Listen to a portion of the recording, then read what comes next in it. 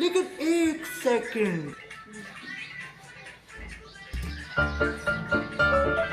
সেই দেখতে পাচ্ছ আমি মাস্টার, এই যে আমার ছাত্রগণ এদের পড়াচ্ছি, এরা নাচছে, সবাই দেখতে পাচ্ছ।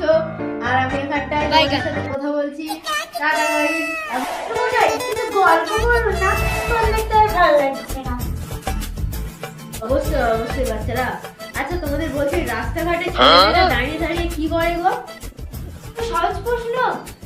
আমি বলবো না। চুপ চুপ, সুইটি বল।